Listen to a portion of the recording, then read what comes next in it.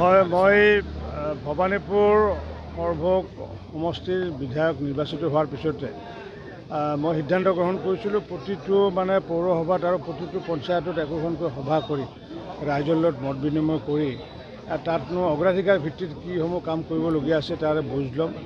আৰু আজি মই সেইটোৰ আধাৰতে মই ইতিমধ্যে যোৱাকালি সৰভোগ পৌৰসভা বৰপেটা পৌৰসভাত মই ৰাইজৰ লগত মত বিনিময় কৰিছোঁ। আজি পঞ্চায়তৰ ভিতৰত প্ৰথমবাৰ মই সৰুপেটা পঞ্চায়তৰে যোগী বাবা থানতে প্ৰচাৰ কাৰ্যসূচী শেষ কৰিছিলোঁ আৰু সেইকাৰণে আজিৰ পৰা ৰাইজৰ সেৱা কাৰ্যসূচী আৰম্ভ কৰিছোঁ।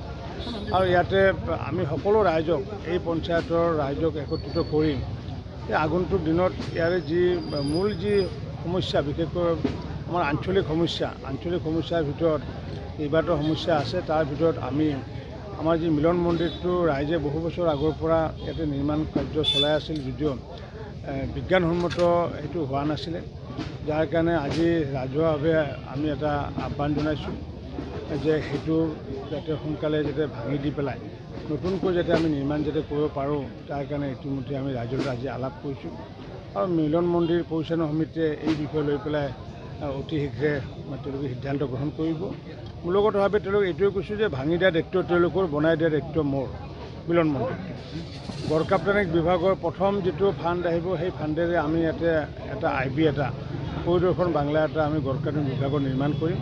কাৰণ কিয় বিভিন্ন বাহিৰৰ আলহী আহিলে আমাৰ ইয়াতে ৰাজহুৱাভাৱে ৰখা জেগা বা আমি ইয়াতে জিৰণি লোৱা জেগা নাই। বহুত চৰকাৰীভাৱে বহুত ব্যক্তি আহিলেও চৰকাৰী অতিথিশালাত থাকিব খোজে বা জিৰণি ল'ব খোজে, যাৰ কাৰণে সৰুপেটা ৰাইজৰ বহুদিন এইটো এটা অনুৰোধ আছিলে। গতিকে ইয়াৰে পৰিদৰ্শন বাংলাটো আমি আগন্তুক দিনত গড়কাপ্তানি বিভাগৰ পুঁজিৰে প্ৰথম আমি নিৰ্মাণ কৰাৰ কাৰণে সিদ্ধান্ত আমি গ্ৰহণ কৰিছোঁ। ইয়াৰ উপৰিও ইয়াৰে যিমানবোৰ সৰু বৰ সমস্যা আছে পৰ্যায়ক্ৰমে আমি প্ৰায়ৰিটি ভিত্তিত আমি কৰিম। আজি মই সমগ্ৰ সৰুপেটা আমাৰ পঞ্চায়তৰ ৰাইজক মই আন্তৰিক শ্ৰদ্ধা জনাইছোঁ, সেৱা জনাইছোঁ। তেওঁলোকে প্ৰায় 87% ভোট প্ৰদান কৰি আমাক উৎসাহিত কৰিলে, আৰু যাৰ কাৰণে মই ৰাইজক কথা দিছোঁ যে আগন্তুক দিনত মই অধ্যক্ষ হওক বা MLA হওঁ নহয় বেলেগ কথা, যেতিয়ালৈ বাচি থাকোঁ তেতিয়ালৈ সৰুপেটা বাকী ৰাইজৰ লগত একেলগে থাকিম বুলি আজি প্ৰতিশ্ৰুতি প্ৰদান কৰিছোঁ। এইটো অনুৰোধ জনাইছোঁ, কিন্তু এই বিষয়টো যিহেতু মুখ্যমন্ত্ৰী ডাঙৰীয়াৰ এখতিয়াৰৰ বিষয়, কাৰণ কিয় মুখ্যমন্ত্ৰী ডাঙৰীয়াই যিহেতু এই কথাখিনি যে বজালিৰ বাবে এখন মেডিকেল কলেজৰ কাৰণে ঘোষণা কৰিছিলে আৰু মাটিৰ কথা কৈছিলে যে য'ত যথোপযুক্ত মাটি আছে তাত অতি কমেও 100 বিঘা মাটি লাগিব বুলি কৈছিলে।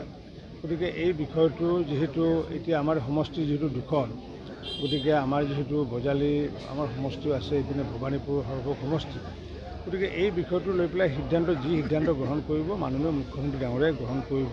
গতিকে এই বিষয়টো লৈ পেলাই ৰাইজে অনুৰোধ জনাইছে, এই অনুৰোধটো নিশ্চিত ওপৰত মই মাননীয় মুখ্যমন্ত্ৰী ডাঙৰীয়াৰ দৃষ্টি আকৰ্ষণ কৰিম।